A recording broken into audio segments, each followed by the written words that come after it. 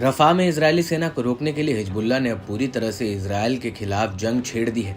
Hezbollah हर second में उत्तरी Israel को अपने रॉकेट, ड्रोन और मिसाइलों से दहला रहा है। ये हमले इतने भीषण हैं कि इजरायल फौज को संभलने का मौका तक नहीं मिल रहा है। हालात इतने बदतर हो गए हैं कि जिन इलाकों में हिजबुल्लाह के हमले अभी तक नहीं हुए थे, अब वो इलाके भी हिजबुल्लाह के हवाई हमलों के धमाकों से गूंज रहे हैं।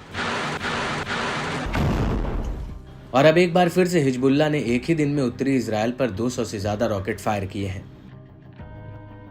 दरअसल 11 जून 2024 इजरायली सेना ने दक्षिणी लेबनान में हिजबुल्लाह के सीनियर कमांडर तालिब अब्दुल्ला को मार गिराया था, जिसके बाद से ही हिजबुल्लाह बदले की आग में जल रहा था। और यही वजह है कि अब वो इजरायल पर भयानक से भयानक हमले कर रहा है। यहाँ तक कि इजरायली सेना ने खुद इस बात की पुष्टि की है कि 12 जून 2024 को लेबनान की तरफ से इजरायल पर 250 से ज्यादा रॉकेट दागे गए थे।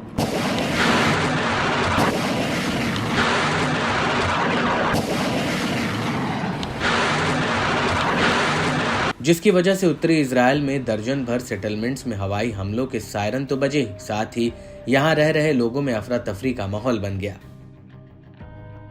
हालांकि आईडीएफ का कहना है कि उसने हिजबुल्लाह के कई हमलों को इंटरसेप्ट कर लिया था और इनमें से कुछ रॉकेट जमीन पर आ गिरे, जिससे वहां पर आग लग गई। इजरायल का कहना है कि इन हमलों में कोई जान माल का नुकसान नहीं हुआ है।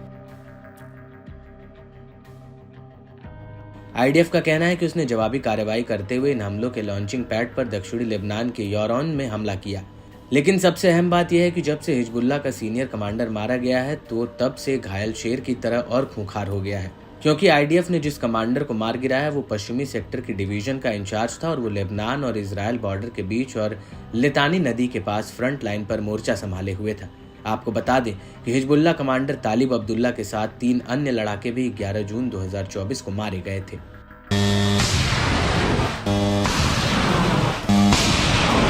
हालांकि हिजबुल्लाह इससे पहले इजरायली सेना को एक बहुत बड़ा झटका दे चुका है। हिजबुल्लाह ने इजरायल के हरमेस 900 ड्रोन को 11 जून 2024 को मार गिराया था। हिजबुल्लाह ने इस ड्रोन पर जमीन से हवा में वार करने वाली मिसाइल दागी थी और इसी ड्रोन हिजबुल्लाह ने इजरायल के एक लड़ाकू जेट पर भी रॉकेट दागा था, जिसकी वजह से आईडीएफ के जेट को मैदान छोड़कर भागना पड़ा था और इस हमले की पुष्टि इजरायली सेना ने भी की थी।